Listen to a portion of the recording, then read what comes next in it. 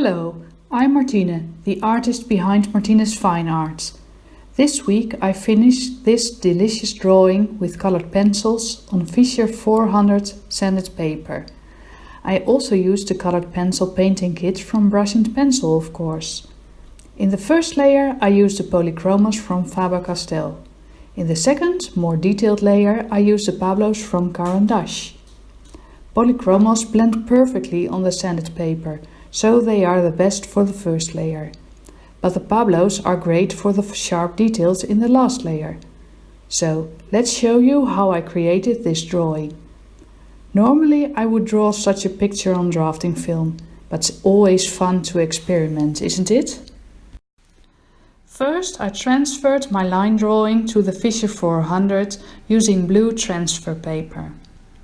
Then I started with the white backgrounds using titanium white powder, the powder blender and pan pastel tools.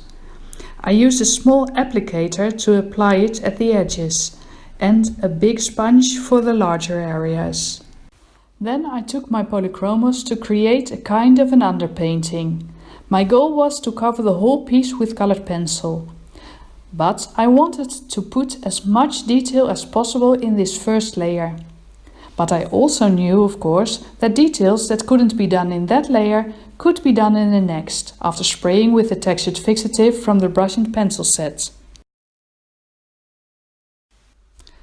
This way of drawing is completely different from drawing on other surfaces. Not only because of a totally different way you apply the colored pencil, but also because of this approach, by the possibility to block in shapes and to develop colors and shapes further in next layers. Here you can see how different this way of drawing is. You can apply the colored pencil with your pencil almost flat, and it's great that your point hasn't to be sharp. So less sharpening and less wasting colored pencil. The toothy surface scrapes colored pencil pigment from the pencil, and this can be blended very easy with a pan pastel tool.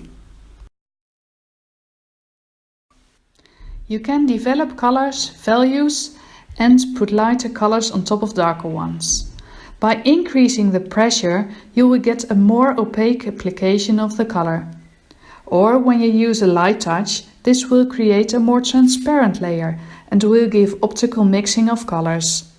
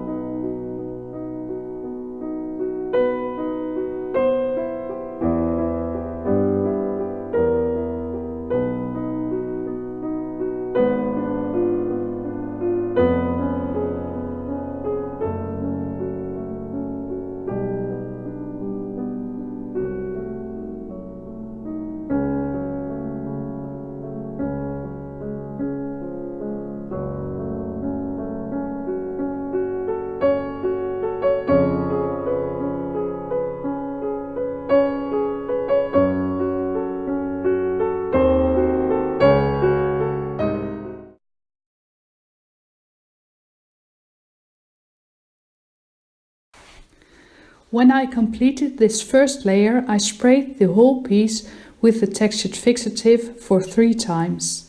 to create tooth for the next layer and to fixate the first layer. Then I switched to the Pablos to complete the details, to create shadows and the highlights. I didn't use a magical mixture this time because maybe I want to enter this one in a competition and using the mixture isn't allowed. The piece would be considered to be mixed media. Well, and that's it. I really hope you like this video. If you have questions, just post them below or contact me. I will put the list of supplies in the video description. So see you next time and have a nice day.